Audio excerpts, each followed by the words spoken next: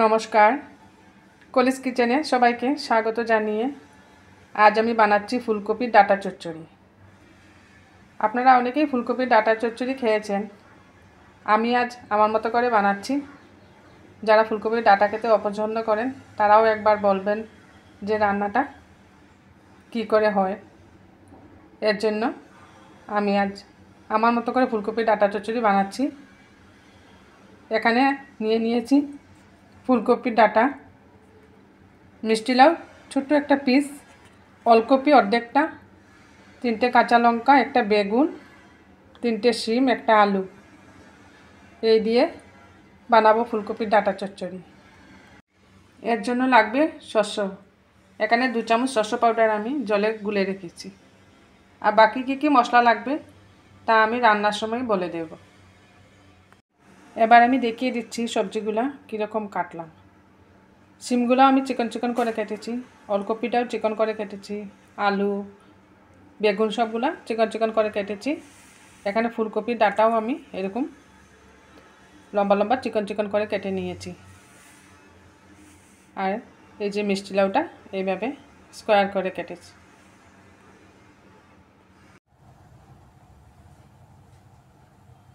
কড়াই গরম হয়ে গেছে, কড়াইতে দিয়ে দিচ্ছি আমি সরষের তেল। যেহেতু এটা ফুলকপির ডাঁটা চচ্চড়ি বানাচ্ছি, যে কোনো চচ্চড়িতে সরষের তেল দিলে টেস্ট আসে রেসিপিটা। এবার ফোড়নে আমি এর মধ্যে দিয়ে দিচ্ছি কালো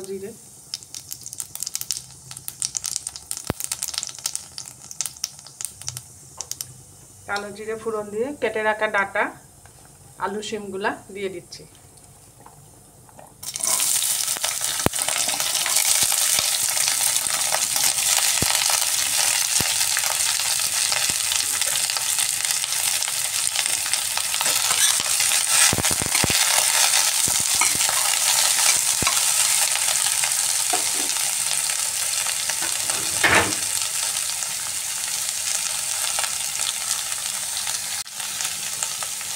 এবারে এর মধ্যে আমি দিচ্ছি হাফ টিস্পুন হলুদের গুঁড়া, হাফ টিস্পুন ধনের গুঁড়া,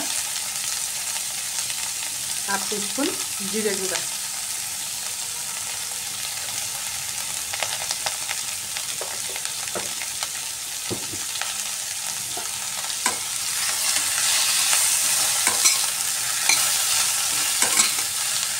এই চচ্চড়াতে বেশি মশলা প্রয়োজন হয় না।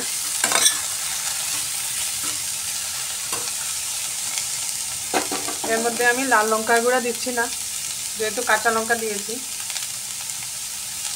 আর দিচ্ছি পরিমাণ মতো লবণ।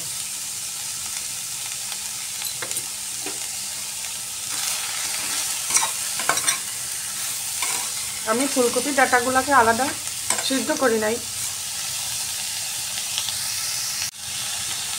আমার ফুলকপির ডাঁটাগুলো একদম কচি ছিল, এর জন্য আমি সবজির সাথে একসাথেই দিয়ে দিয়েছি। আপনারা একটু শক্ত ডাঁটা হলে আলাদা ডাঁটাটাকে সিদ্ধ করে নিতে পারেন।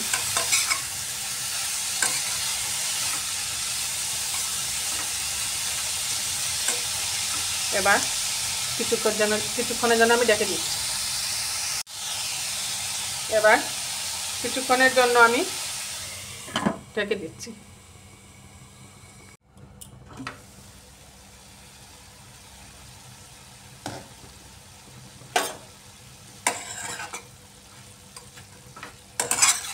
ঢাকাটা সরিয়ে আরও একবার ভালোভাবে নাড়িয়ে দিচ্ছি। সবজি থেকে একটু জল বেরোচ্ছে।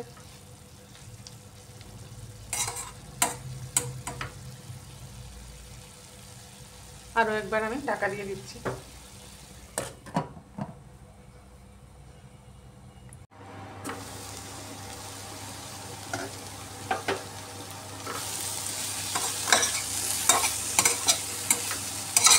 সবজির জল শুকিয়ে আসছে।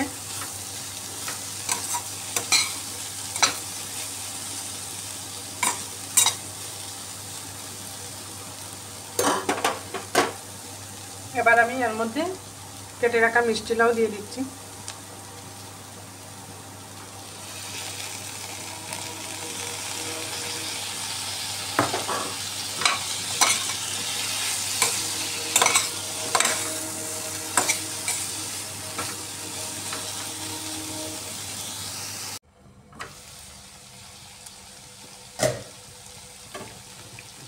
এবার আমি এর মধ্যে দিয়ে দিচ্ছি বেগুন।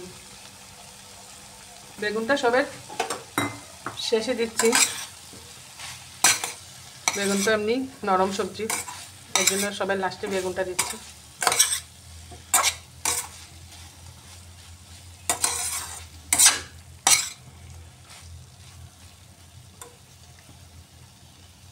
আর একটু ভালোভাবে কষিয়ে নিচ্ছি আমি।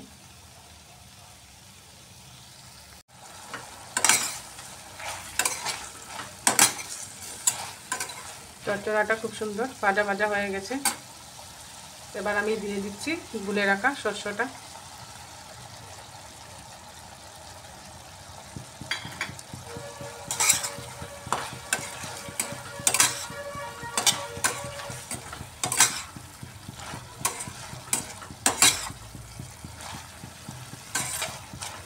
শস্য দিয়ে ভালো করে মিক্সড করে নিলাম।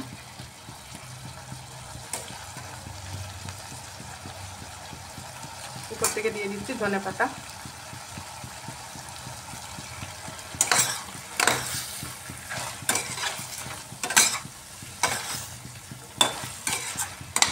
হয়ে গেছে ফুলকপির ডাঁটা চচ্চড়া, আমি নামিয়ে নিচ্ছি।